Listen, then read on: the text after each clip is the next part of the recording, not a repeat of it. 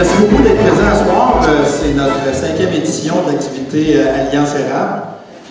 Ce qui me surprend le plus, c'est que d'habitude, je suis capable de donner le prénom de tout le monde, mais là, ce soir, il y a le tiers du monde que j'ai jamais vu, fait que c'est bon signe.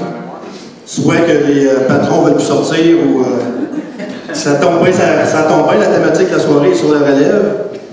Fait que ça, c'est bien apprécié. Puis ceux qui se plaignent de toujours voir les mêmes faces, ce soir, je viens à dire pour l'édition, la 5e édition.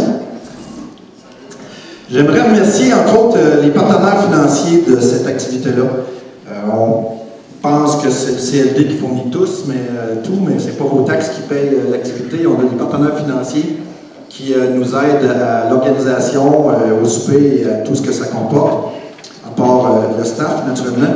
J'aimerais remercier la SADC, le FDIA, le Desjardins CFE, Desjardins de Plessisville, c'est-à-dire de l'Érable, quelle confusion, Investissement Québec et la Chambre de commerce, nouveau cette année.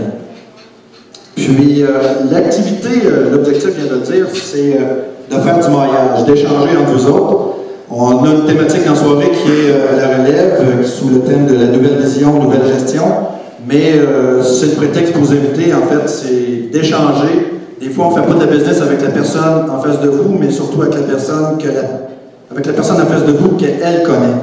Ça fait que échanger le plus possible de cartes d'affaires, échanger surtout ce que vous faites dans la vie, parler la pluie puis du beau temps le moins possible. Puis si vous pouvez faire des deals ensemble, nous autres, ça va être notre objectif va être atteint. Je vais passer le micro à ma collègue. Alors, bonsoir tout le monde. Je m'appelle Marie-Claude Savoie. Je travaille au CLD, donc je suis une collègue de Dany. On m'a chargé ce soir de vous expliquer, vous donner quelques détails, si on veut, d'ordre logistique pour qu'on s'assure que vous passiez une très belle soirée. Donc, notre événement est divisé en 4 parties. Donc, vous rencontrerez ou visiterez, si on veut, 4 tables durant la soirée. C'est séparé en 4 services, donc 2 entrées, un plat principal et un dessert. Entre chacun de ces services, vous aurez le bonheur de rencontrer 4 entrepreneurs de la région, 4 jeunes entrepreneurs qui vont vous présenter un petit peu la vision du développement de leur entreprise depuis l'acquisition donc de l'entreprise. À chaque fois que vous devrez changer de table, je vous donnerai le signal, donc vous serez guidés. Et puis, je vous demanderai peut-être de faire suivre votre verre de vin tout au long de la soirée, s'il n'est pas bu dès le premier service, puisque normalement, il devra suivre, mais tout le reste, là, vous pouvez ne pas vous préoccuper du reste. C'est votre cocarde qui va vous guider, donc les numéros de table, les numéros de service sont tous bien indiqués. Et si vous avez pensé à apporter vos cartes professionnelles, ben, c'était une super bonne idée. Si vous l'avez oublié, c'est pas dramatique. On va vous faire parvenir dans les prochains jours les coordonnées de tout le monde qui sont ici ce soir. Donc, vous allez pouvoir peut-être le renouer les contacts à travers cette liste-là qu'on va vous faire parvenir. En même temps, je vais vous solliciter pour une évaluation. Donc, ce sera très court comme évaluation, mais très précieux. Ça nous aide évidemment là, à prendre les bonnes décisions pour la prochaine édition. Donc, vos commentaires seront les bienvenus. Avant de terminer, je voudrais vous présenter 9 personnes. Ce sont 9 animateurs qu'on a soigneusement choisis, parce que ce sont aussi des intervenants économiques, donc des gens qui peuvent vous aider tout au long de l'année dans votre vie d'entrepreneur, dans vos projets d'entreprise. Vous ne les rencontrerez pas tous, donc je veux les saluer, leur remercier en passant d'être avec nous ce soir. Il y en a certains qui sont là même depuis la première édition. Donc, à la table numéro 1, Guylaine Naud de Développement économique Canada. À la table numéro 2, Audrey Marcoux de Impact Emploi CGE de l'Érable. Merci Audrey. À la table numéro 3, M. Régent Allard de la Chambre de commerce et d'industrie de Bois-Franc Érable. À la table numéro 4, Anne Dussault qui est de Accès Travail. Bonsoir Anne. À la table 5, nous retrouvons Mathieu Guilbeault, qui est d'Investissement Québec. À la table 6, c'est la cellule de mentorat pour entrepreneurs de l'Érable, dont le coordonnateur, M. Herb Leboutillier, qui est avec nous. À la table 7, M. Luc Constant de Carrefour Québec International.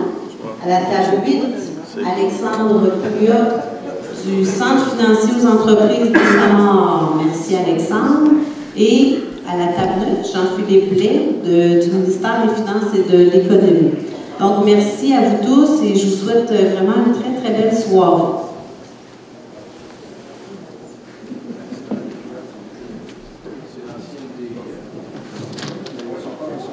En passant, une petite annonce que j'ai oublié de faire tantôt, c'est qu'on a ouvert nos frontières pour la 5e édition avec les entreprises d'Arthabasca. Fait que pour celles présentes, on vous remercie infiniment d'avoir accepté notre invitation. J'aimerais inviter Jean-François Gérard de la SADC à venir présenter le premier entrepreneur pour le projet de relève. C'est l'ovation de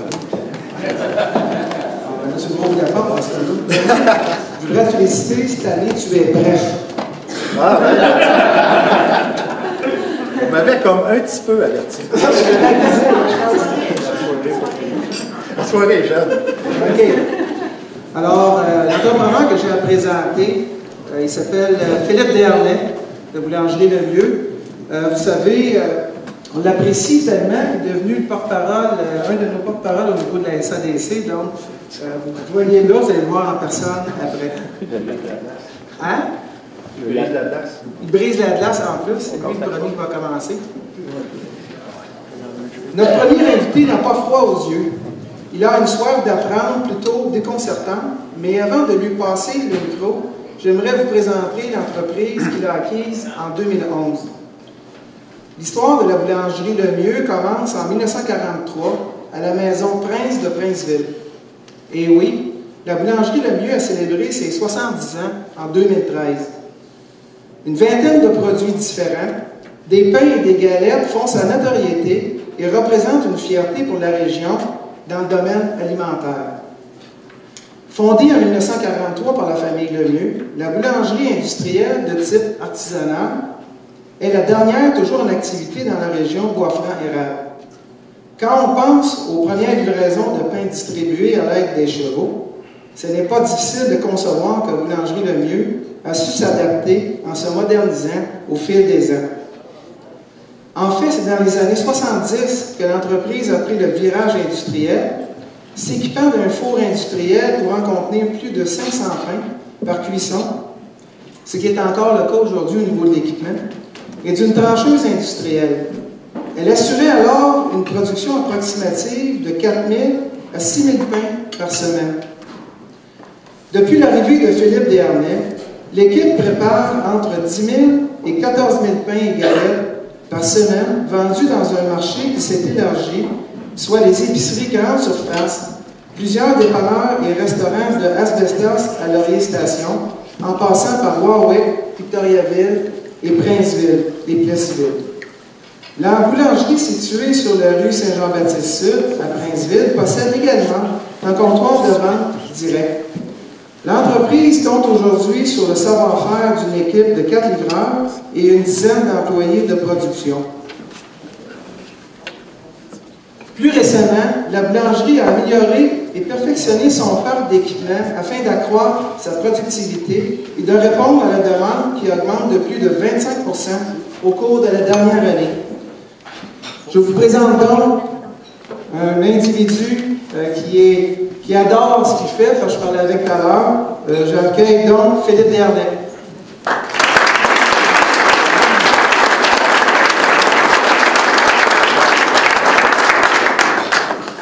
Bonjour tout le monde. Si je parle pas de micro, est-ce que ça va ou faut que je parle de micro? Ouais, je serais mieux? OK. Bon, premièrement, vous direz si je ne m'entendais pas bien, je ne vais pas crier à le micro. Merci de m'avoir offert cette plage horaire-là. Je faisais la blague en arrivant que 5-10 minutes, peut-être que ça serait pas assez long pour moi, mais on va s'arranger pour ça. J'aimerais poser comme question, parce que moi, je suis un gars de Victo, puis la boulangerie Lemieux, en 2011, la première fois que j'étais là pour acheter un pain avec mon veston cravate quand j'étais comptable, pour voir c'était quoi, j'avais aucune idée qu'il existait de boulangerie à Princeville. Là, c'est sûr qu'on est une activité de l'inversé de l'érable, mais est-ce que les gens, là, 3-4 ans, savaient où la boulangerie était et qu'est-ce que c'était vraiment la boulangerie Lemieux? Je vois ça. Les gens savaient quand même. Okay. Parce que dans le fond, c'est sûr que les gens de Princeville, c'est sûr les électriciens dans le bas de la ville pour la boulangerie. Mais quand moi j'ai acheté la boulangerie, je pense que mon objectif premier, c'était de faire connaître l'entreprise. J'étais un comptable de formation, mais j'étais pas passionné de ce que je faisais. Puis je me cherchais un petit peu à me valoriser moi-même, puis je me demandais un peu vers où je m'en irais. Puis quand j'ai appris que la boulangerie, le mieux, je cherchais de la relève. J'étais allé acheter un pain, comme je disais tantôt, puis quand je suis rentré, juste l'odeur, puis je dis, oups, il y a quelque chose à faire ici. Donc, ça n'a pas été long, j'ai enclenché le processus d'achat. Donc, comme je viens de vous dire, moi, j'étais un comptable de formation. J'ai passé près d'une dizaine d'années dans le bureau de comptable à faire des vérifications pour vous, les entreprises, jusqu'au moment où j'acquiers la boulangerie Le Mieux. Donc, il faut regarder juste ça. Je n'ai pas pris de notes, mais j'ai quand même quelques petits repères. Comme je disais tantôt, depuis mon acquisition, dans le fond, moi j'avais comme mandat, je voulais que les gens sachent c'était quoi la boulangerie Le Mieux, parce que dans un monde de major, il ne faut pas se le cacher, vous connaissez des grandes marques dans les épiceries. Quand vous allez dans les IGA, les métros, peu importe, vous faites le tour de l'épicerie, puis souvent vous allez dire où est-ce qu'il y a le pain de la boulangerie Le Mieux. Parce que l'étalage est vendu à 100%, tout est géré au niveau national. On a des très faibles marges, on n'a pas la capacité de négocier des ententes comme on le voudrait. Donc, la seule façon qu'on peut se démarquer, c'est en étant visible et que les gens, lorsqu'ils rentrent à l'épicerie, aient dans leur tête de dire « Lorsque je vais sortir d'ici, ça me prend un pain Le Mieux, peu importe où je vais à l'épicerie. » Donc, c'est pour ça qu'on a changé complètement l'image d'entreprise. Au cours des 2 dernières années, on a changé toute la flotte de véhicules. On est allé chercher des logos qui vont rechercher un petit peu nos valeurs. En même temps, mais ça montre un petit peu l'image de où est-ce qu'on s'en va. Vous pouvez vous imaginer, si la boulangerie Le Mieux produisait du pain dans une maison, et finalement, au cours des années, on bâtit la boulangerie en arrière de la maison, on n'est pas besoin qu'on ne cache rien en vous disant qu'on est caché. Pour personne qui nous voit beaucoup de la rue. Donc, peu importe où est-ce qu'on fait le pain, peu importe comment est fait le pain, il y a 2 choses qui sont très importantes. La qualité, c'est numéro 1, et la visibilité. Donc, on veut que les gens aient en tête qu'ils veulent du Le Mieux, puis c'est pour ça qu'ils vont à l'épicerie acheter un pain Le Mieux. Si vous avez des questions, des fois, là, vous ne gênez pas, vraiment, je suis bien ouvert à répondre à quelles que soient les questions. Je pense que le succès d'entreprise, je pense qu'on va être passionné premièrement. Moi, je l'étais quand je l'ai acheté. Je rêvais d'être à mon compte. Puis peu importe ce que j'allais faire, ça aurait pu être des souliers, comme des casquettes. Ça a tombé, c'était du pain, mais je voulais produire quelque chose. Je voulais produire un produit.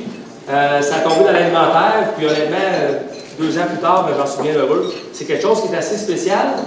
Puis c'est un marché qui a été délaissé au fil des ans. Les plus vieux dans la salle vont se rappeler toutes les boulangeries qu'il y avait dans les villes.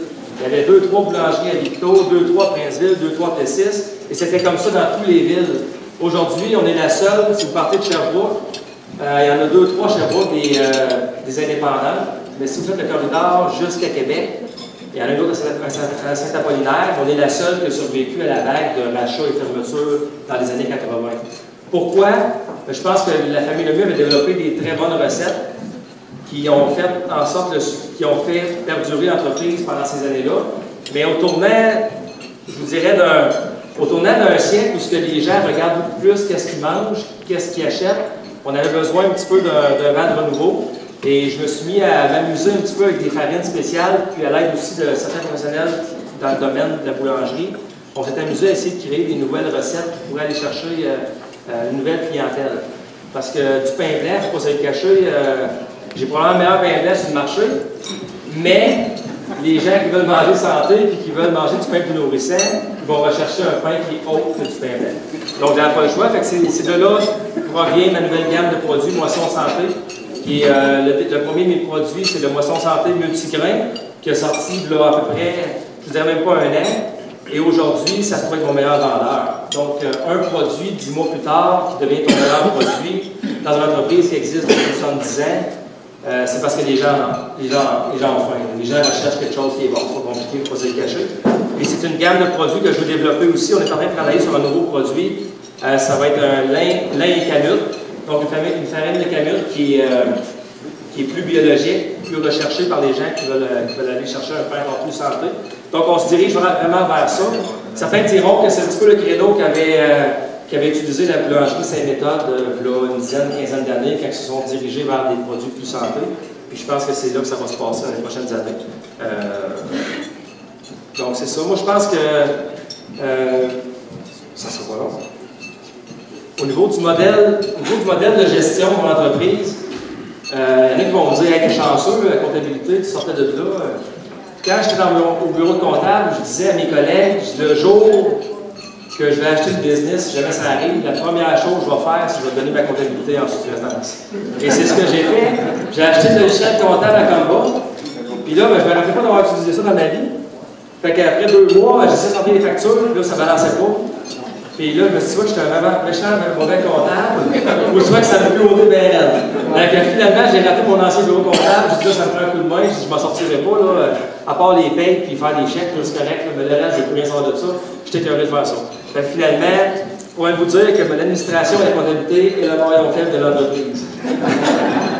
Mais le reste, je me suis, quand je suis arrivé là pendant la journée avec mon veston et ma cravate, j'analysais un petit peu l'entreprise, parce que je connaissais absolument rien. Fait que j'étais avec mes jeans puis un t-shirt, puis je me suis mis les mains à la pâte, puis depuis ce temps-là, je m'en suis jamais sorti. Je suis encore dans la boulangerie, pas 24 heures par jour, mais le temps de production, je suis toujours là. Mais quand j'ai acheté l'entreprise, je voyais un potentiel énorme à développer. Là, je me disais, on a un produit unique, on est dans une région où il n'y en a plus de boulangerie locale, la fraîcheur, le service, on est capable de l'exploiter ces aspects-là. On va se démarquer complètement de la compétition. C'est un petit peu ce qu'on a fait, mais pas autant que j'aurais voulu, parce que, comme je vous ai dit, le fait que j'embarque dans la production, ça m'a un petit peu hypothéqué mes journées. Mais je vous dirais, 2 ans plus tard, j'arrive encore avec mes jeans et mon t-shirt. Ce soir, j'étais content parce que ça me permettait de sortir mes vieux kits de comptable. Ça sentait pas trop la boulamine, puis honnêtement, j'ai pas trop régressé, parce que ça fait encore pas pire. Fait que manger du pain santé, ça n'est pas pire. Fait que c'est ça. Fait que non, je suis vraiment passionné. C'est une entreprise qui méritait d'avoir un second souffle. Puis je pense que j'ai tombé probablement dans une vague où l'entreprise avait besoin de quelqu'un comme moi, je pense. Puis je suis vraiment passionné de ce que j'ai. Nous autres, j'ai tenté, moi, souvent dans les bureaux comptables, j'allais à des conférences, des soupers comme ça. Puis souvent, j'écoutais parler des gens d'affaires qui avaient réussi, qui étaient rendus à la retraite. Puis, ils parlaient souvent des valeurs d'entreprise. Puis, lorsqu'on est dans une entreprise, des fois, on s'assied et on dit, c'est quoi nos valeurs? Puis, je me suis amusé à faire ça avec mes employés, parce que j'ai des gens que ça fait une dizaine, quinzaine d'années qui sont là. Puis, j'en ai d'autres, c'est des nouveaux employés qui ont 20, 22 ans, qui cherchent un travail, puis que, regarde, il y en a un qui est arrivé, puis il m'a dit, j'ai vu l'affiche sur le bord de la rue.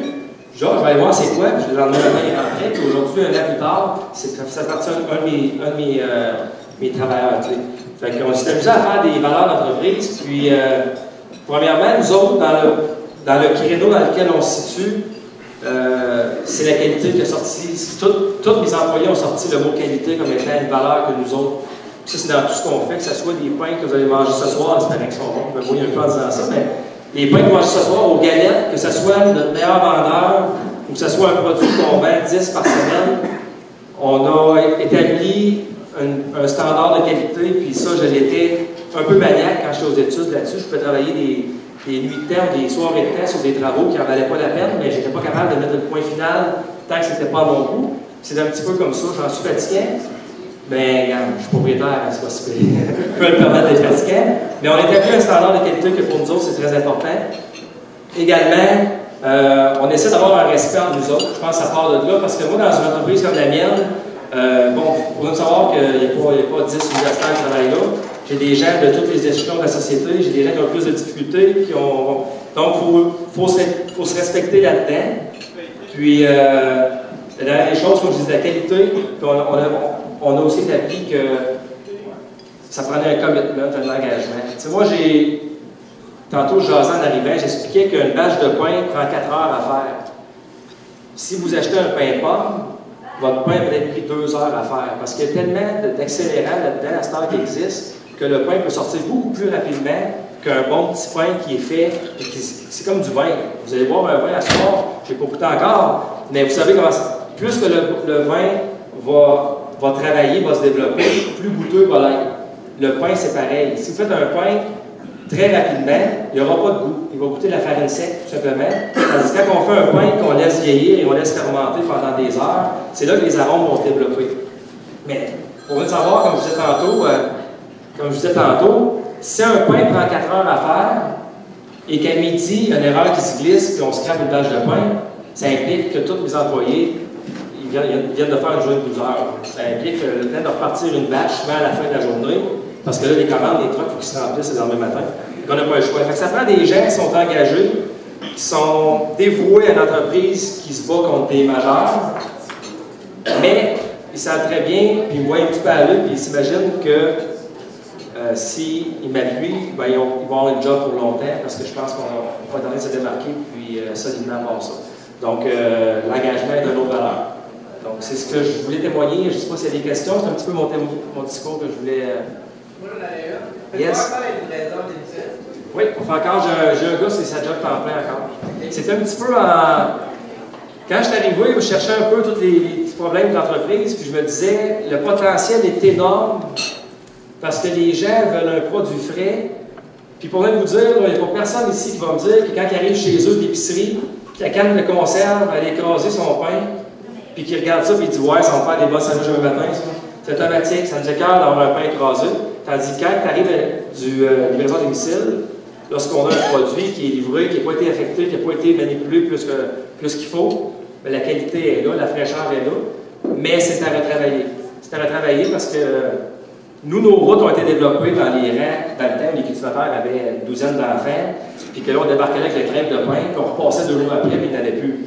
Aujourd'hui, c'est un pain ou 2 par famille. Ces cultivateurs-là, souvent, les enfants sont partis, il reste la femme ou l'homme, ou les deux, des fois les deux, puis ils mangent un demi-pain par semaine. Fait que, ça a changé, mais je pense qu'il y a quelque chose à faire là-dedans, mais je vous dirais que c'est pas un créneau que je veux développer, mais quelqu'un qui est assez coriace, honnêtement, il y a de la business à faire, c'est sûr. Combien d'employés, puis ton intégration, ça a été difficile quand tu as acheté? Ben moi, j'avais. Moi, je suis arrivé avec. Je te dirais, je viens d'une famille d'entrepreneurs. J'ai vu mes parents monter leur business pendant 25-30 ans, j'ai vu ça aller. Fait que je suis arrivé un peu, en anglais on dit cocky, je suis arrivé un peu, peut-être un peu prétentieux, pensant que ça serait facile, puis que j'arrivais avec les meilleures solutions, puis que ma poche en arrière était bien plus grosse, peu importe, ce qui n'était pas le cas, mais bon, dans ta tête, des fois tu penses plus riche que tu es. Puis je me suis rendu compte quand j'ai rencontré les institutions financières.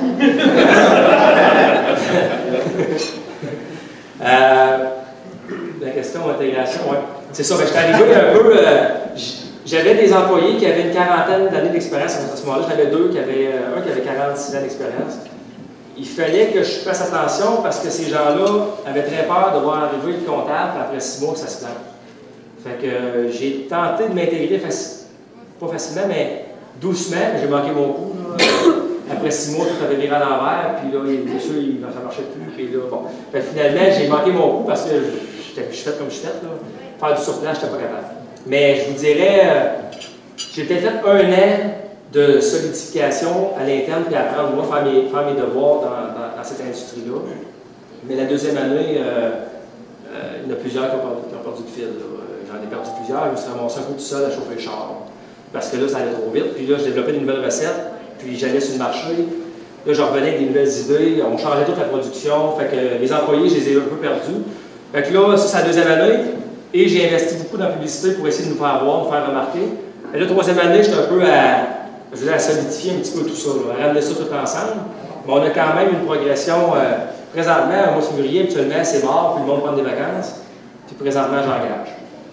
Fait que dans un marché où c'est tout en baisse partout, parce qu'il ne faut pas se le cacher, là, quand vous avez une épicerie, si vous passez la section boulangerie de l'épicerie, puis votre pain n'est pas acheté, bon, c'est déjà pas pire pour nous autres, parce qu'on a encore une chance de vous vendre un pain. Mais après ça, vous avez les bagels, les gaufres, les muffins anglais. L'offre est tellement grande que... Puis le pain, il ne faut pas se le cacher. Moi, je suis un peu outré de voir la qualité du pain, comment ça s'en va descendant là-dedans. Les majors, c'est du fast-food. C'est rendu du fast-food, le pain. Fait que c'est du très rapide, puis il faut que ça soit le plus payant possible.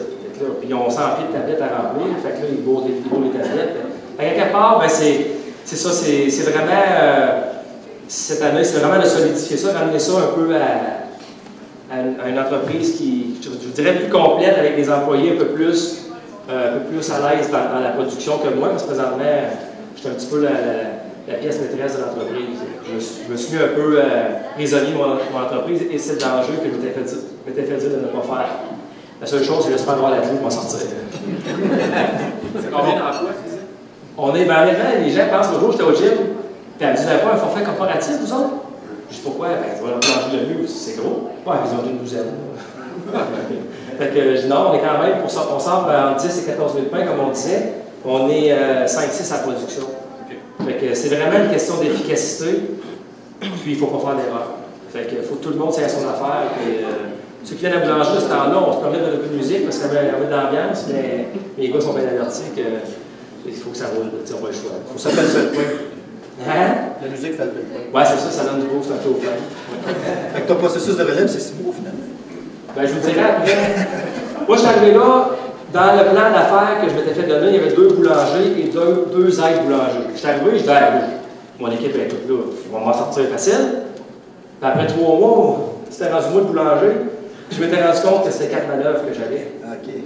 Fait que, tu sais, je suis pas. Puis les gars, je veux dire, pas chier en disant ça, ils savent, ils me l'ont dit. Bon. Fait qu'ils ont dit, on pensait qu'on connaissait ça. Finalement, ça marchait pas comme ça marchait pas. Fait que je vous dirais, j'avais un enfant de 6 mois avec l'ancien propriétaire. Après 2 mois, des choses sont arrivées finalement, puis j'ai décidé de l'essayer une couple de semaines tout seul, puis on s'en est sorti. Fait que ça a commencé après, je vous dirais 2-3 mois, je faisais mes recettes, puis c'est moi qui gérais la production. La seule place que j'avais négligée au départ, que j'étais sûr que mes employés étaient très forts, c'était au four. Puis finalement, aujourd'hui, c'est moi qui s'occupe du four. Fait que finalement, j'ai eu un peu complet, mais c'est correct, on fallait passer par là pour atteindre d'autres sommets. Fait que je pense que ce que j'ai dit à mes employés au début, quand ils me voyaient faire des heures, puis à 10-11 heures le soir, je suis encore en train de compter, en train de faire des dessins, de la patente. Je disais, les gars, je ne lâcherai jamais tant que ma santé ne lâchera pas. Fait que, parce que les autres, ils voyaient les heures que je faisais, puis là, le gars arrive à 3 heures du matin, puis il était parti à 11 heures, puis il dit, regarde, t'es parti hier à 11 heures. Fait que là, il dit, là, tu fais le tour de l'horloge, mais ça n'a pas lâché. T'es chanceux malgré tout. Oui? Ensuite, on va passer aux échanges. Juste une question de mise en marché du produit de la boulangerie Le Mieux, parce que vous avez dit, vous avez parlé d'une exclusivité, parce qu'il n'y en a plus nécessairement des boulangeries maison. Est-ce que vous avez de l'encouragement des fournisseurs locaux qui vous permet une vitrine ou une place, disons, de votre produit, étant donné qu'il y a cette exclusivité-là? Un encouragement de fournisseurs locaux? Pas l'habitude d'être pas politically correct. Non. C'est assez rare. Sérieusement, je me bats terrible à essayer de montrer aux gens que vous autres, vous en voulez de faire mieux. Mais ils me disent tout le temps, nous autres, c'est la chaîne, nous autres, c'est Multipac, c'est l'enfant de national. Je pense que les raisons sont tout le temps bonnes pour me dire, hey, le jeune, retourne chez vous. Mais tant que les gens qui sont assis ici ce soir vont acheter du pain le mieux, ils n'auront pas le choix d'en avoir. Puis je me fie toujours, je reviens toujours à mes arguments de base, mais honnêtement, c'est très rare. J'ai quelques épiciers à Victo pour me montrer une ouverture, mais je vous dirais que c'est spécial. C'est spécial. Ouais. Peut-être que ça va changer un jour. Excusez, est-ce que vous avez un comptoir ouvert au public? Oui, mais on ne l'affiche pas parce que si je l'affiche, je me fais taper ses doigts par l'épicerie en haut. Fait qu'on ne l'affiche pas, mais les gens viennent, puis ceux qui veulent un pain de l'après-midi frais du jour, ils viennent le chercher. Mais on essaie, nous autres, moi je dis toujours, à l'épicerie, si mon pain est là plus que 2 jours, c'est une défaite pour nous autres. Il faut qu'il vire parce qu'en plus, étant donné qu'on n'a pas très grand étalage, mon but c'est que mon pain vire aux 2 jours minimum. Fait que les gens qui viennent à la boulangerie, c'est parce qu'ils veulent la croûte de la journée. Mais honnêtement, à l'épicerie, un pain d'une journée ou 2, comparativement au pain qui va arriver de Laval ou de la Prairie, qui a déjà 3 jours dans le corps, j'ai déjà toujours de l'avance sur eux autres quand même. Mais oui, on est ouvert public. Puis c'est voué, puis j'ai des projets aussi d'expansion importants qui devraient faire en sorte que je vais peut-être tomber un petit peu plus indépendant que toujours être après peut-être des épiciers qui ne veulent rien savoir de nous autres. Est-ce que tu vises à un moment donné des produits de niche, le pain baguette. Oui, mais dans une future boulangerie, c'est sûr qu'il va y avoir une place pour les pains croûtés. Il y a de la place pour ça beaucoup. Puis, c'est quelque chose que ça prend un faux vapeur, ça prend des machines un petit peu différentes, mais oui, ça va venir à ça. Parce que le consommateur, tu ne peux pas juste avoir du pain tranché toujours, mais des fois, il veut manger autre chose, c'est normal. Fait que ça va être à nous autres de trouver un petit peu ce que les gens veulent, mais on travaille déjà là-dessus pour pouvoir subvenir aux besoins de toute notre clientèle. Merci.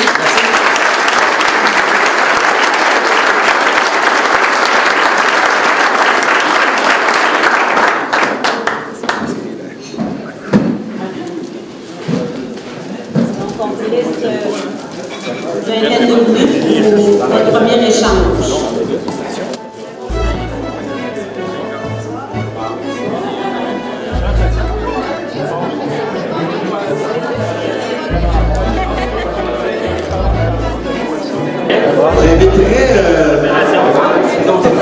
J'inviterai Dominique Lambert-Legault et Alexandre Pouliot du CFE Desjardins à venir présenter notre deuxième conférencier.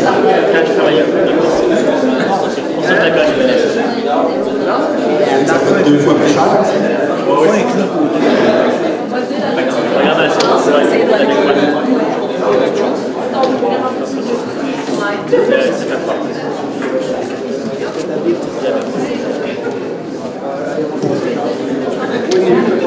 Alors, bonsoir tout le monde. Moi, je suis dans les privilégiés qui a la chance d'être là depuis le tout début d'Alliance Érable. Puis, je peux vous dire que c'est toujours un événement annuel là, qui est assez apprécié, en tout cas de ma part. Je trouve ça intéressant au niveau régional qu'on ait la chance de pouvoir échanger là, au niveau des manufacturiers ensemble comme ça. Je trouve ça vraiment intéressant. Donc, ça, tout d'abord, je tiens à féliciter justement le CLD, Dani, Nathalie, Marie-Claude, toute leur équipe là, pour cette belle soirée. C'est vraiment un événement très intéressant. On peut les applaudir. Dans le fond, là, ça va être fait.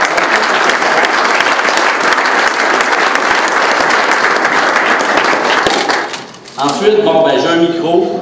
Donc, on est le 25 février. 3 mars s'en vient, date limite, cotisation réelle. J'ai pas le choix. Réal Desjardins, là, je tiens à vous dire, bien important. Mais, en tout cas, c'est fait. Ensuite, qui dit entreprise manufacturière performante, dit nécessairement partenaire d'affaires performant. Or, qui dit partenaire d'affaires performant, dit Dominique Lambert-Legault. Bonsoir. Et Alexandre Pouliot, bien sûr. Donc, nous représentons 2 des 22 ressources de Desjardins Entreprises de Samar de Plessisville, situées à Plessisville, qui gèrent environ là, 421 millions de dollars, essentiellement dans la région de l'érable. Ce 421 millions de dollars, bien sûr, on parle de dollars agricoles, mais surtout de dollars commerciaux bien sûr. Donc, on est partie prenante là, de l'économie régionale là, de façon assez importante. C'est donc dans ce concept d'équipe que nous avons décidé de présenter l'un des fleurons de notre économie locale, soit M. Martin Laflamme, de l'entreprise Prédimac de Princeville. Prédimac est une entreprise qui compte une vingtaine d'employés et qui se spécialise dans la fabrication de machinerie sur mesure et la sous-traitance dans le secteur du métal. Le Prédimac a été fondé en 1984 par M. Armand Verville. À cette époque, l'entreprise fabriquait exclusivement des équipements tels que des bordureuses, des empileurs, des scies à panneaux, des presses et des chargeurs de tours de déroulage. Quelques années plus tard, ce sont des entreprises du milieu nautique, auxquelles surprise, qui se sont intéressées au savoir-faire de l'équipe de Prédimac, soucieuse de leur ingéniosité et de leur créativité. C'est en 2001 qu'Isabelle Verville et Martin Laflamme ont pris les commandes de Prédimac. Le dynamisme de cette nouvelle génération a amené un nombre considérable de nouveaux clients. En 2009, Martin Laflamme devient l'unique propriétaire. Et à l'automne 2013, Prédimac réalise une acquisition importante qui concrétise sa démarche de diversification et de croissance. Elle acquiert les actifs de Atelier M. Soulière de Lister, de même que l'autorisation de commercialiser des équipements agricoles AgroContact en plus de réaliser un projet important d'agrandissement. Au cours de la dernière année, la croissance de Prédimac se chiffre à environ 20 %. Et cette acquisition limitera encore plus sa vulnérabilité face aux donneurs d'ordre avec la commercialisation et la fabrication de ses propres produits. Donc, des produits de niche là, pour une entreprise manufacturière, on pourrait dire que c'est un avancé, là, une coche de plus, si je peux me permettre. Depuis sa création, l'entreprise a procédé à 3 agrandissements, dont le dernier qui a fait passer l'usine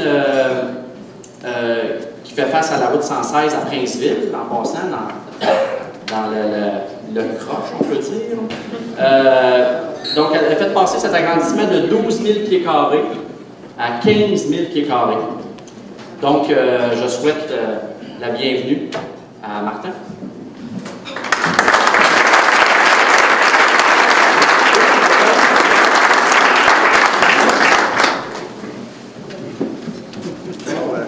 Que dire de plus? Quasiment fait notre job. Merci, on m'a demandé de parler de moi un peu. Ben, j'ai toujours été près du métal, mais dans mon enfance, j'ai travaillé beaucoup sur les fermes, puis j'ai fait un petit détour dans... J'ai suivi mon père beaucoup dans ma jeunesse. Mon père a toujours travaillé dans la machinerie lourde. J'ai mes cartes dans le fond, je suis opérateur de machinerie lourde un peu aussi.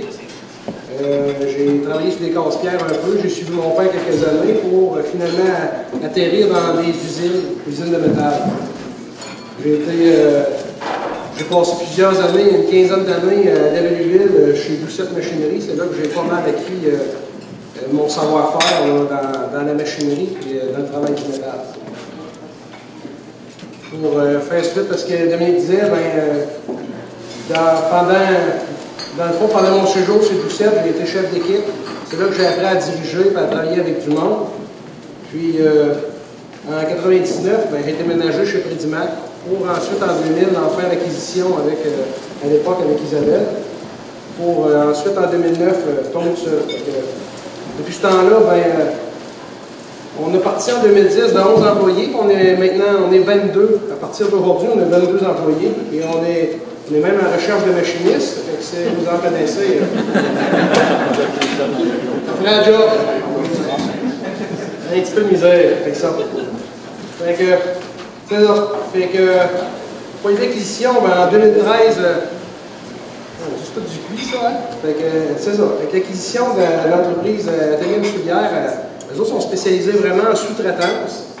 Puis, il y a les machines à gros contact. Ça, c'est vraiment un produit dédié. Là. Fait que, depuis ce temps-là, on fait de la sous-traitance dans le pliage, dans le coupage. On est aussi dans le punchage. Dans la perforation, je ne sais pas, Guillaume? Poinçonnage. Merci, Guillaume. Bon. Fait que c'est ça. Fait que depuis décembre 2013, on travaille là-dessus. On fait de la sous-traitance de plus en plus, puis tout en continuant nos activités de fabrication de machinerie.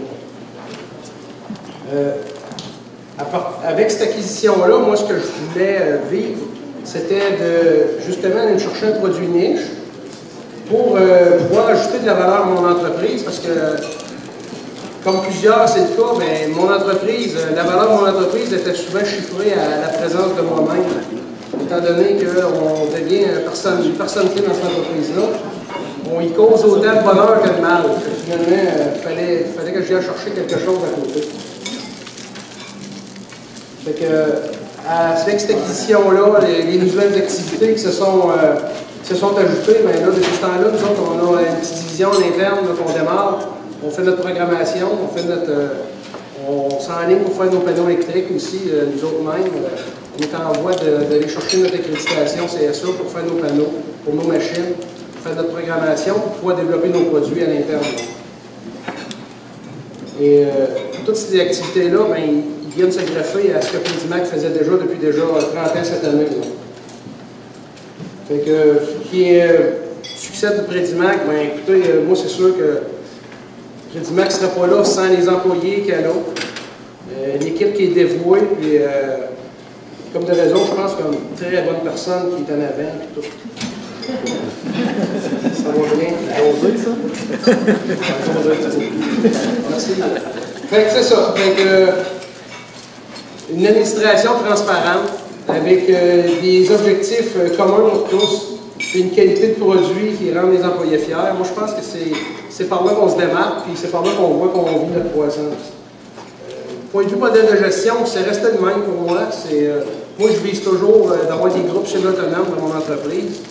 Je pense que ça crée le bien-être de tout le monde, puis ça valorise les emplois de tout le monde. Puis ça crée un dynamisme qui, moi, je trouve vraiment plus intéressant. Fait que c'est ce qui fait un peu l'histoire de ma vie, finalement. Fait que s'il y en a qui ont des questions, ben, libre à vous. Oui? Est-ce un exemple avec Isabelle? C'est quoi ça? Le relève, le principe de la relève. Isabelle Verdun, vous étiez tous les deux quand M. Verdun est parti. Là, as-tu racheté les parts de M. Verdun? Bien, ça s'est fait, c'est l'acquisition. Au départ, l'acquisition a commencé en 2000. Elle devait se faire sur une période de 5 ans. Parce que, comme raison, M. Verville, ben, c'est lui qui m'a, on va dire, même m'a éduqué un bon bout. Ça a duré finalement 3 ans. D'année en année, ben, je prenais de plus en plus de place sur je prenais de plus en plus de place des opérations d'entreprise. Puis, rendu après 3 ans, ben, là, j'avais acquis la maturité que j'avais besoin d'avoir pour faire la gestion des activités complètes. Vous avez à quel niveau? C'était vraiment dans l'administration, c'était l'administration de l'entreprise. Moi, je m'occupais des opérations, puis de la main-d'œuvre, puis des soumissions, puis tout ce qu'il y a à côté, vraiment à côté pratique. Là. Oui. Tous les événements que je suis allé dans ton entreprise, là, à chaque fois que tu fais un 5 à 7, ces choses-là, tous tes employés quasiment étaient là. Ça démontre un sentiment d'appartenance. Est-ce quelque chose de spécial que tu fais qui fait en sorte que les employés ont un bon sentiment d'appartenance avec toi? Bien, on a déjà, ça ne vient pas de moi nécessairement. Je prends un soin jaloux de ça. Le côté familial était déjà là. Moi, je fais très attention à ça. Tout le monde qui rentre de nouveau à l'usine est averti de ça, de faire attention à ça. Moi, je dis souvent à mon monde autour de moi, on passe plus de temps ensemble qu'on en passe avec nos propres familles. Je trouve ça bien, bien important que tout le monde soit bien. Ça ne nous empêche pas de travailler, d'être efficace. Mais qu'on peut avoir du plaisir à être ensemble, puis ça ne nous empêche pas d'être efficace. C'est pas vrai, les menaces. Hein? C'est des rumeurs sur les menaces que tu fais. Non, non, de temps en temps.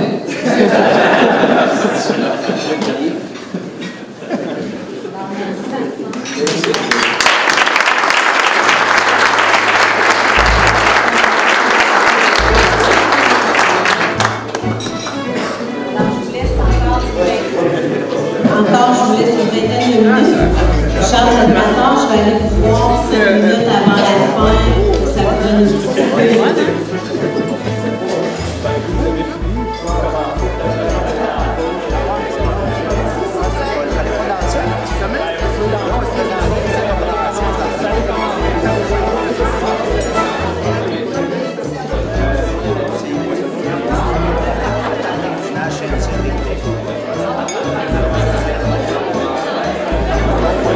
Pour notre troisième conférencier, j'inviterai M. de Investissement Québec, M. Mathieu Guilbeault, à venir le présenter.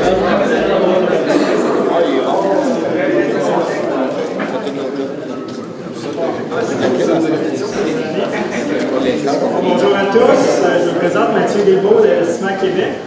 Avant de vous présenter la prochaine personne, je veux juste prendre 2 minutes pour vous parler dans le fond de quelque chose de nouveau qui est sorti hier. Je ne sais pas si vous avez écouté les nouvelles. Investissement Québec est partenaire pour le projet des gazelles. Je ne sais pas si vous avez entendu le terme au Québec. Je vais vous expliquer brièvement les critères et tout ça qui sont sortis, les appels de candidature pour les entreprises qui veulent y participer. C'est du 24 février, donc hier jusqu'au 28 mars.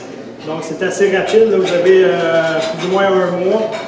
Si vous désirez y participer, le programme en tant que tel, c'est l'accompagnement, conseil stratégique, chargé de projet, montage financier sur mesure, formation de pointe, accès à un réseau d'experts, puis j'en passe. L'objectif, c'est d'avoir 300 PME, 100 entreprises qu'on appelle les gazelles, les entreprises à forte croissance, 200 entreprises qu'on appelle prometteuses. Puis après ça, chaque année, on va en rajouter une centaine. Les entreprises, dans le fond, qui veulent participer, là, vous pouvez voir sur notre site Internet, mais en gros, dans le fond, il faut avoir moins de 250 employés, comme la majorité des entreprises, est en opération depuis 3 ans. Le secteur admissible, c'est majoritairement le manufacturier, puis certaines autres là, à forte valeur ajoutée, que soit de l'application mobile, conception, fabrication de jeux vidéo et quelques autres. Donc, vous avez un mois pour participer, si ça vous intéresse. Juste avant de commencer, je vais vous présenter aussi ma collègue qui est ici, Manon Allais, qui couvre aussi la région à partir de Drummondville. Donc, notre prochaine invitée ce soir est une jeune femme dynamique, engagée et disciplinée qui dirige le groupe Castec-Plessitech. Depuis 1994, Plessitech de Plessisville et Castec de Thetford Mines ont joint leur expertise pour offrir les produits clés en main ou en sous-traitance dans le domaine de la fonderie, de l'usinage et de la fabrication mécano-soudée.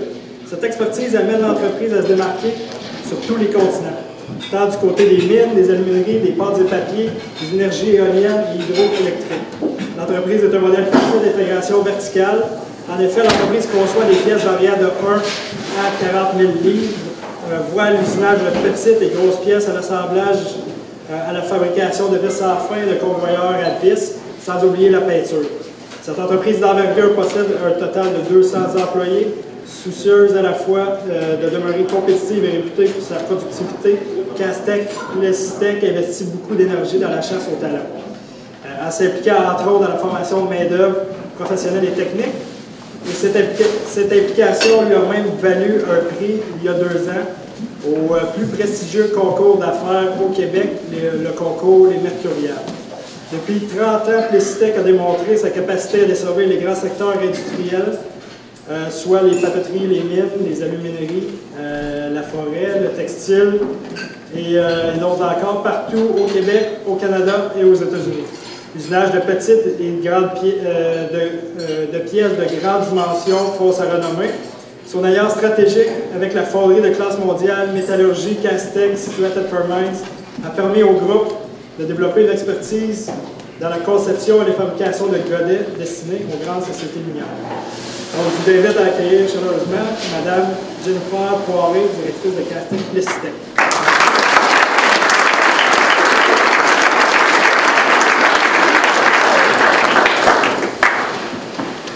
Alors, bonsoir tout le monde. Je me présente, Jennifer Poiré.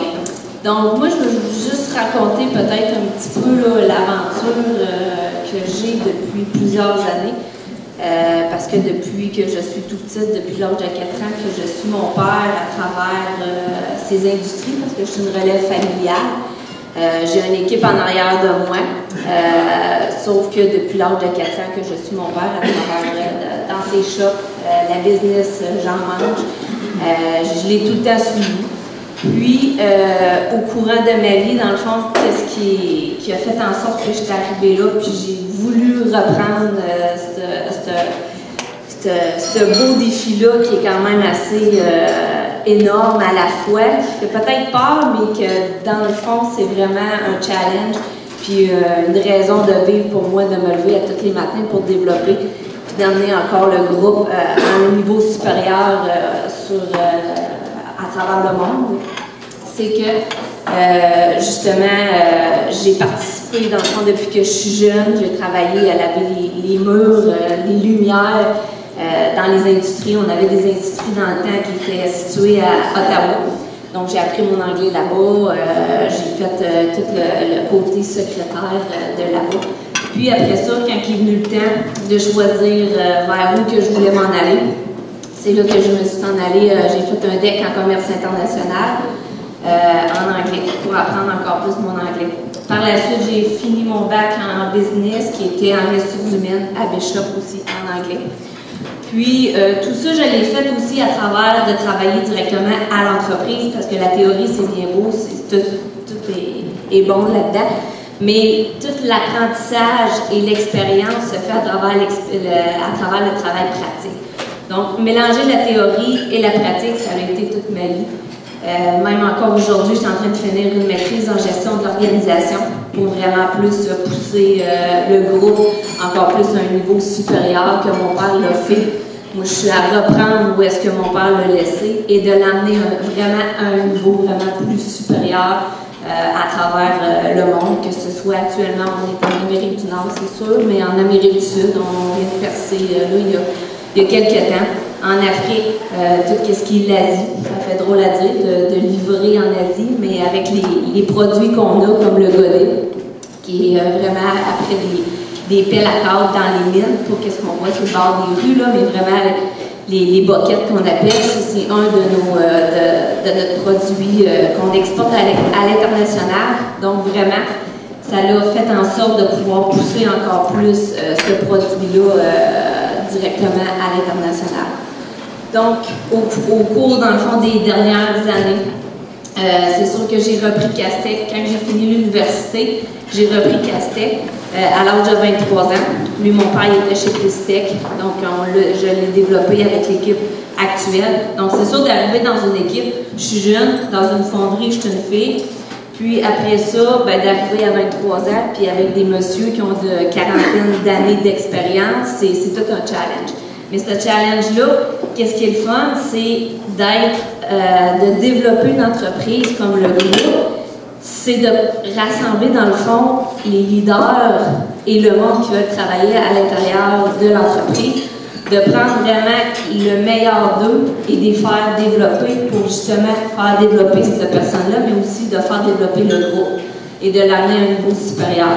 Donc, dans le temps, il n'y a même pas à peine peut-être 5 ou 6 années, on était peut-être à 140 employés. Aujourd'hui, en 2014, on est plus de 200. Donc, c'est sûr que c'est pas un one-man show. Je suis pas là pour faire la fille à papa qui arrive et qui change tout dans une entreprise. Non, je suis là pour travailler avec eux autres, vraiment prendre leurs compétences, de les faire travailler ensemble et de faire aussi comprendre le marché dans lequel on vit aujourd'hui. Ça, c'est ce qui me passionne dans le sens que moi, je suis une fille au développement des organisations, développement des affaires, mais tout ce qui est marketing et qu'est-ce qui est vente, de qu'est-ce que peut-être que mon père avant, lui, était plus côté technique. C'est bien correct comme ça parce qu'il l'a parti, il l'a bâti. Mais à un moment donné, il faut vraiment continuer à développer cette technique-là pour garder la qualité, pour garder notre réputation que le groupe a actuellement, mais aussi de vraiment arriver et d'avoir une vision globale, une vision de où est-ce que le marché s'en va, parce que, comme vous voyez aujourd'hui, les entreprises, il y a beaucoup de multinationales qui sont rendues au Québec de plus en plus. Donc, nous, nos clients, c'est des multinationales et nos compétiteurs, c'est des multinationales aussi. Donc, tout de comprendre cette philosophie-là, cette vision-là vers où que le Québec s'en va, vers que la place qu'un groupe comme Castec-Plistec peut prendre dans ce marché-là, il faut le développer. Il faut être là, il faut être présent, mais c'est vraiment ça qui me challenge, dans le sens que quand on parlait de vision, d'acquisition, de changement je dirais, de direction, on continue sur la même lignée, mais en développant encore plus d'un niveau plus haut pour faire avancer le groupe. Donc, c'est pour ça qu'aujourd'hui, on est rendu vraiment à 200 employés. On a toute une équipe d'ingénierie, de concepteurs, de la fonderie, pour des grosses pièces. On a l'atelier d'usinage, l'assemblage, on a la peinture pour nos propres produits. On a le service après-vente. Dans l'équipe d'ingénierie aussi, on a tout ce qui est des représentants à l'international. Donc, vraiment, le focus sur lequel on met et on développe, c'est vraiment beaucoup côté des ventes, le marketing et de garder aussi la qualité et la rigueur de ce qu'on a. Développer la main-d'œuvre, ça c'est super important parce que si à soir que je vous parle, c'est à cause des employés qui sont là par en arrière, puis c'est à cause qu'ils mettent leur contribution à 100% pour développer et arriver à ce que le groupe Castec-Plistec est aujourd'hui. Fait que ça fait un petit peu un briefing là, du parcours qu'on a vécu, de la relève entrepreneuriale, de la nouvelle vision qu'on peut avoir dans une équipe ou dans une entreprise. Puis pour moi, moi aussi je suis en train de faire de la relève pour dans 25 ans à 30 ans, ce qui est important. Comme on dit, mais c'est en équipe qu'on développe et qu'on avance. Puis aujourd'hui, la fierté que je peux avoir, c'est vraiment de dire que le groupe Castet-Pestec est québécois. Et quand on vend nos produits à l'international, on peut dire que c'est 100% québécois, puis ça vient d'ici. Donc, juste le fait de comment se mobiliser, puis de comment avancer, de se développer, ça, c'est qu'est-ce qui me nourrit à chaque minute, que ce soit la nuit, le jour, la fin de semaine, n'importe quand. Même mon chum, des fois, il trouve ça hot, là, mais peu importe. Donc, c'est un petit peu le résumé. Je ne sais pas s'il y en a qui ont des questions ou quoi que ce soit. Je pense qu'il y en avait à la fin, hein, on revenait. Moi, j'en ai une. Ah, ben vas-y. Au final de la présentation, on a parlé de la chasse au talent. Oui. On en a pas parlé beaucoup. Je sais que vous accordez beaucoup d'importance à ça. Vous êtes proche du milieu scolaire. Qu'est-ce que vous faites exactement? Ben, c'est sûr que nous, qu'est-ce qu'on fait, c'est qu'on est proche des employés. Donc, on participe au développement avec les employés, que ce soit au niveau machiniste, soudeur, DEP, que ce soit au niveau technique, que ce soit au niveau ingénierie, quand on parle plus de l'équipe d'ingénierie, on est vraiment proche soit des centres de formation ou on les forme directement chez nous. Comme par exemple chez Castet, qu'est-ce qu'on a fait? C'est que souvent, la formation se donne à l'extérieur. Puis quand elle se donne à l'extérieur, ben, je chiale pas, mais des faits, c'est que souvent, l'employé s'ennuie. Qu'il retourne. Il y a des exceptions, mais de qu'est-ce qu'on vit souvent, c'est quand l'employé vient de l'extérieur, puis qu'il arrive, tu le formes, puis tu le perds à un moment donné. Soit que la blonde, elle s'ennuie, ou il y a différentes raisons. Puis, qu'est-ce qu'on a fait, c'est qu'on a développé notre DEP à l'intérieur de la fonderie. Fait qu'on a un professeur qui est là, à temps plein, puis on prend vraiment le monde qui travaille chez Castet et ils suivent à travers la production quotidienne, dans le fond, ils suivent le DEP fonderie. Fait qu'après, environ 10 mois après, à 1 an, l'employé peut ressortir avec son diplôme, son DEP en fonderie, puis il a l'expertise, puis aussi il comprend c'est quoi le monde de la fonderie, comme par exemple quelqu'un qui moule. S'il ne sait pas comment c'est à la coulée, ou l'importance de quand il moule, quand justement on coule, ou que le mouleur à la fin, la dernière étape, ça vient dans le fond faire en sorte que l'employé sait plus qu'est-ce qu'il y a à faire, puis vraiment aller chercher la qualité maximale de son travail, parce que ça a un impact à l'autre bout. Quand la pièce est finie de couler, quand on la démoule, elle refroidit, on a des réparations à faire dessus. Donc, plus que chacun fait le travail qu'il a à faire correctement et précisément, ben, ça a un impact. Puis ça a changé toute la philosophie à l'intérieur de la fonderie, parce que une fonderie, ça a quand même, c'est un des plus vieux métiers du monde, si on peut dire. Et souvent, c'est un petit peu plus conservateur. Mais nous autres, on est allés challenger ça, on est allés dynamiser ça en impliquant justement les employés avec nous autres, puis en les formant directement sur place. Fait que ça, c'est vraiment quelque chose qu'on fait depuis à peu près là, environ 4 ans.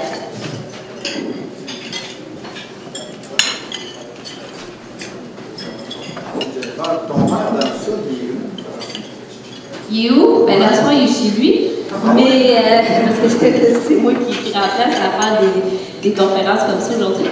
Mais lui, il est plus dans un niveau, je te dirais, de consultant.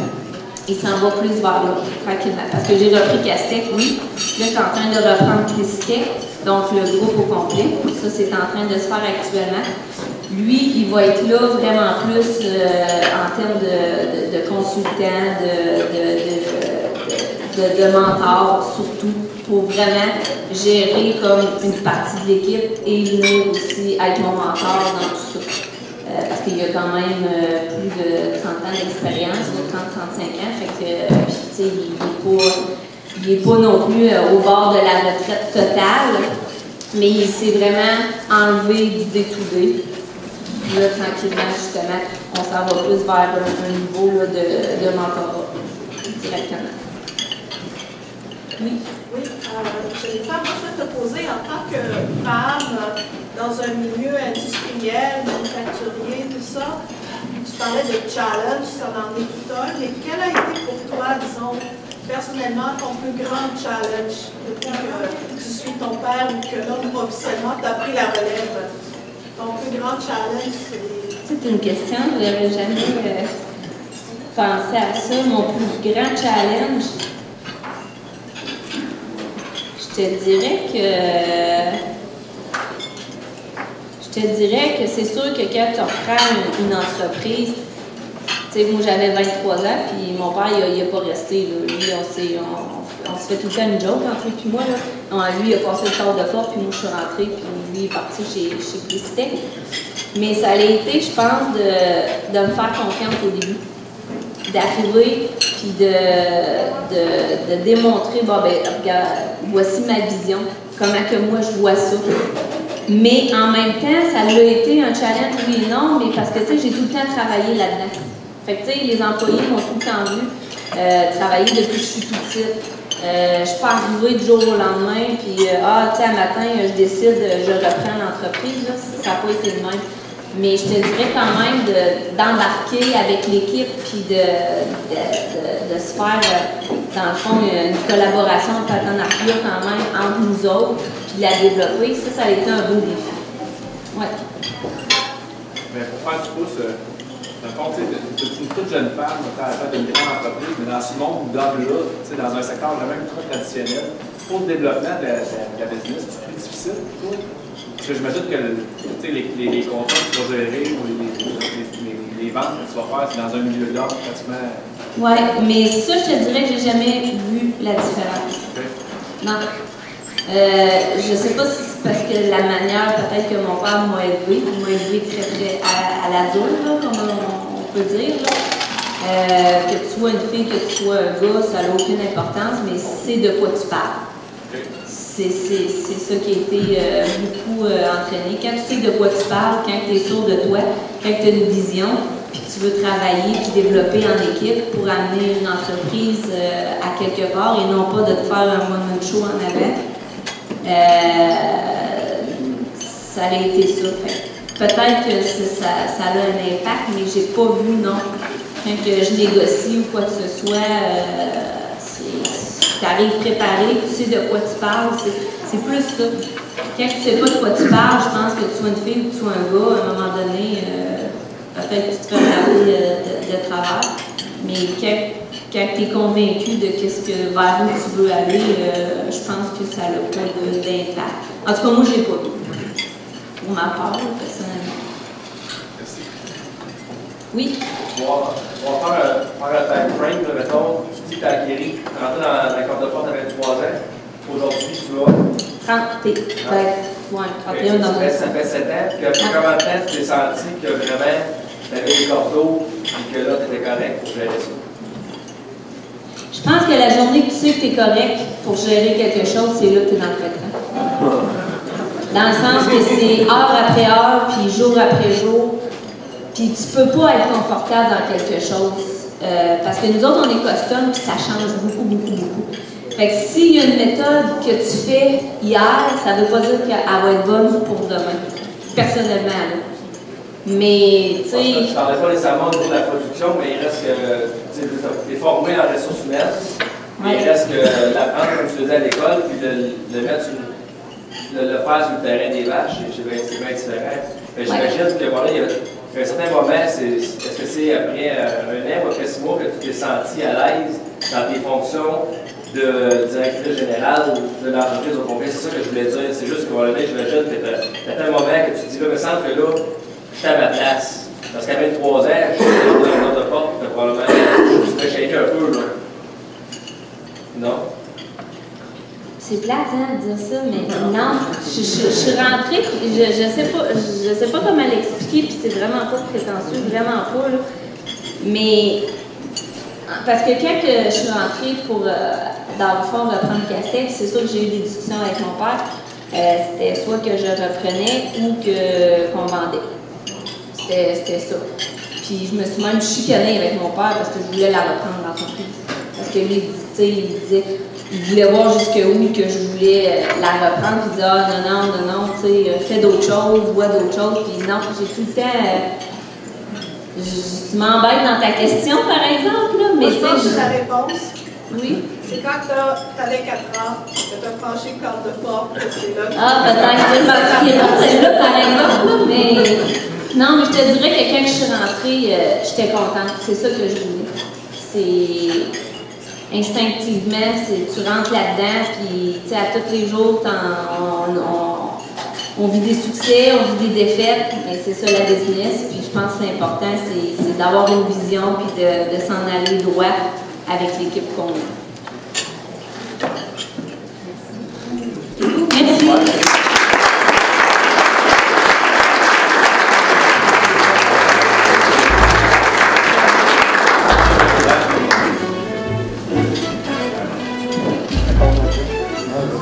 Alors, je vous laisse aller pour une bonne vingtaine de minutes. Dans 20 minutes? Dans 20 minutes, tu peux avoir Je ne l'ai pas sorti à 10 heures.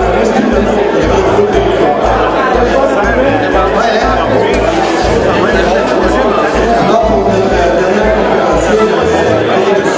Guillaume Boivin, s'il vous plaît.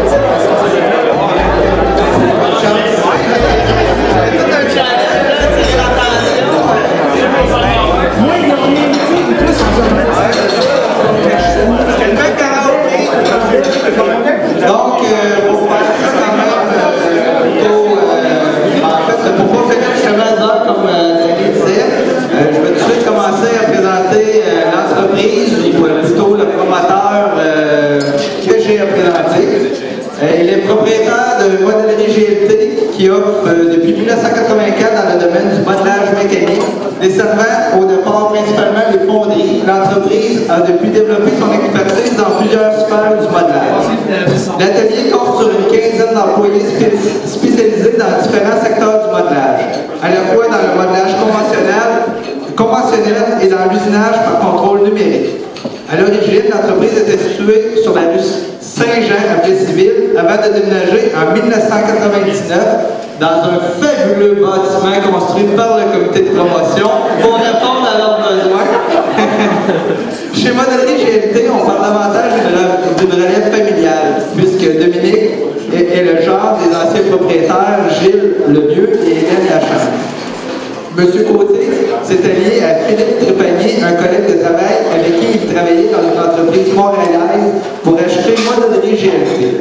Le projet de relève d'entreprise a pris naissance en 2008, mais le flambeau a été passé officiellement en novembre 2011. On voit ici une relève qui a été planifiée d'avance, qui est toujours là.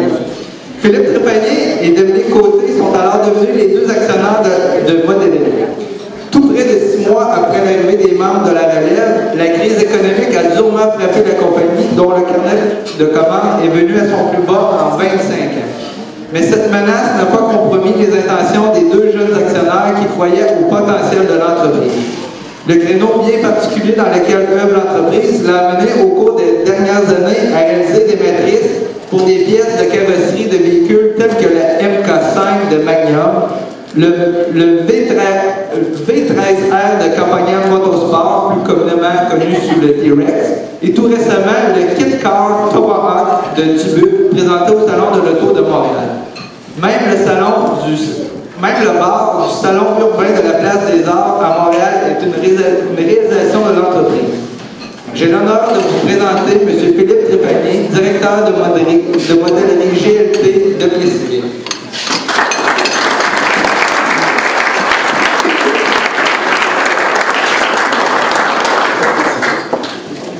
Merci au présentateur. Je ne vous cacherai pas que je sens beaucoup de pression ce soir. Je me sens un petit peu comme le dessert. Puis je ne vous cacherai pas que la dernière fois que j'ai pris un micro, c'est pour chanter la dame un peu blonde, grande de Montréal. C'était un petit peu catastrophique, mais ça a duré quand même. Pour faire un petit résumé historique. On s'en parlera tantôt. Pour faire un petit résumé historique, moi, je suis issu d'un père mécanicien. Puis ensuite, j'ai fait un bac en art visuel. Donc, le cocktail est un petit peu hétéroclite. Puis c'est vrai que c'était de moi une personne un petit peu aussi pas une langue, un petit peu, on ne dira pas désaxé. on dirait plutôt quelqu'un qui a beaucoup d'idées et qui sait quand même aller d'un bord ou de l'autre, dépendamment de ce qui sort comme possibilité. Donc, au niveau entrepreneurial, moi j'ai travaillé avec Dominique Côté, qui est le gendre de Gilles Lemieux, qui est le propriétaire de GDP. Puis moi j'ai travaillé avec lui, comme Guillaume disait, dans une entreprise montréalaise. Et c'est à partir de là que Dominique a vu un petit peu ma façon de travailler et que j'étais aussi en modage traditionnel. Donc il y a un potentiel en moi justement pour donner suite à la relève que M. Lemieux disait. Donc à partir de là, en 2011, justement, on a fait un rachat complet de toutes les actions de M. Gilles Lemieux, 50-50 moi et Dominique Côté. Là, à partir de là, on a eu quand même un bon questionnement parce que M. l'inspecteur CSST s'est présenté. C'était quand même un point de départ assez. C'était un revirement à 180 degrés parce qu'on avait acheté quelque chose qui était supposément fonctionnel. Puis on s'est aperçu rapidement qu'il y avait un gros layout à refaire, autant pour sécurisation qu'optimisation des procédés. M. CSST, lui, s'est aperçu qu'il y avait beaucoup d'appareils qui n'étaient pas vraiment conformes. Oui, on a compris un peu de recul là-dedans. Et on s'est dit, bon, on va faire une refonte de l'entreprise, on va y aller vraiment de façon globale pour tout revoir le layout, la façon dont on procédait. Ça nous a permis de sécuriser les machines, tout ce qui est contrôle numérique, dans le fond, c'était vraiment sécurisé pour combler les besoins de monsieur l'inspecteur. Puis par la même occasion, on a tout refondu le plancher pour avoir un meilleur workflow. Ça, c'était pas mal la première étape de notre processus d'amélioration. Par la suite, c'était aussi de déléguer les tâches, parce que Gilles, pour ceux qui le connaissent, c'était vraiment un one-man show, si on veut. Puis c'était lui qui tenait les rênes de façon vraiment serrée sur l'entreprise, mais en même temps, c'était vraiment le bottleneck de l'entreprise. Moi, j'ai pris les rênes un petit peu de cette façon-là, de sa même façon de gérer là. Je me suis aperçu rapidement que c'était comme vraiment un petit peu, comment on va dire, ce qui restreignait vraiment la croissance de l'entreprise. À partir de là, on a eu comme des conseillers qui nous ont permis de un peu se centrer sur nous-mêmes, puis s'apercevoir que c'était comme une étape vraiment décisive où on prenait l'expansion, où on régressait justement pour pouvoir tenir un peu cette constance-là. À partir de là, c'est vraiment le point culminant qui a fait en sorte que moi, j'ai pu me permettre aussi de déléguer à travers tous mes partenaires dans le fond sur le plancher pour pouvoir un peu déléguer cette pression-là qui était quand même super forte parce qu'on est d'entrepreneurs, on a quand même beaucoup d'efforts à mettre sur chacun des projets. Puis, quand on est dedans, tu ne vois pas le travail qu'il y a à faire, mais c'est vraiment à l'extérieur de ce projet-là. Tu vois un petit peu toute l'amplitude que ça apporte. C'est vraiment, comment on pourrait dire, en tout cas, le point de départ pour le GT 2.0 qu'on vise dans un futur vraiment très près, parce que là, on est là. Vraiment, on a comme vraiment fait une mise à jour technologique sur tout ce qui est équipement par contrôle numérique, également tous les équipements d'inspection. C'est vraiment, comment on pourrait dire, le GT 2.0 qui est en devenir.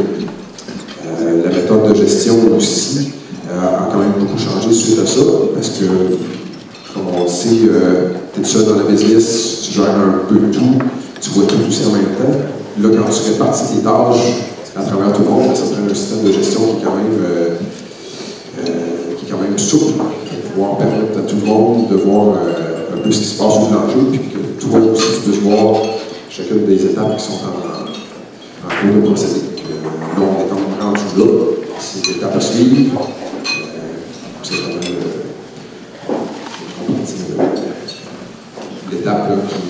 l'étape présente dont on pourra faire suite. Je ne sais pas si y a des questions parmi vous.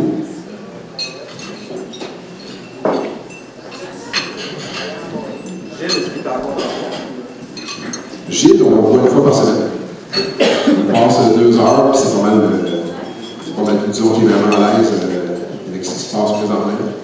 C'est quand même quelque chose qui a su délaisser aussi à travers la dernière année. C'était parce que c'était pas vraiment. Quand il passe sur le plancher, il s'aperçoit que le business qui est là, c'est plus le business qu'il y avait à l'époque. Je pense à partir de là, il a vraiment délaissé. Je t'ai fait dans les dernières années, il est confortable avec ça. Les deux dans l'entreprise, 50-50. Oui. Qu'est-ce qui fait que les deux personnes se comprennent de l'autre? En fait, moi, je suis vraiment plus au niveau gestion et vente.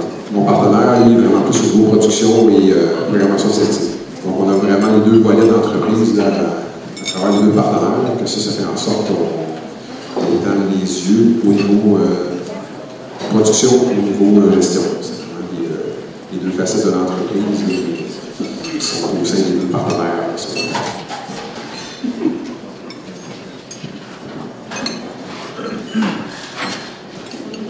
Ben, merci.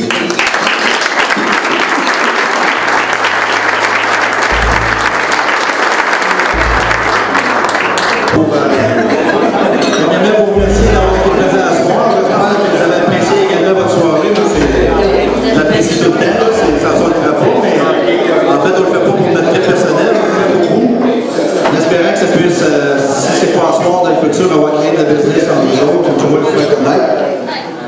Moi, je suis un maigre pion dans cette organisation-là. Je vais donner tout le mérite à Nathalie et surtout Marie-Claude aussi pour l'organisation de ce soir.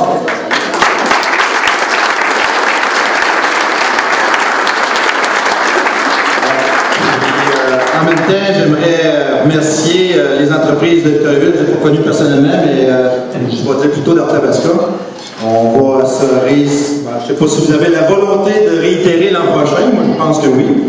Mais on va sûrement réitérer si le besoin s'en tire. Puis en même temps, j'aimerais remercier les 4 personnes qui ont présenté leur courte histoire, leur longue histoire ce soir. J'aimerais aussi, on a un journaliste, là, j'en profite pour vous dire, il aimerait nous interviewer tous les 4 tantôt, je vais peut-être pas partir du sacré. Fait que, sur ça, je ne tirerai pas trop. J'étais pas si pire, la soirée, d'habitude. Je travaille sur. Je suis un psychologue, je suis rendu à mon 4e, il abandonne tout à l'heure.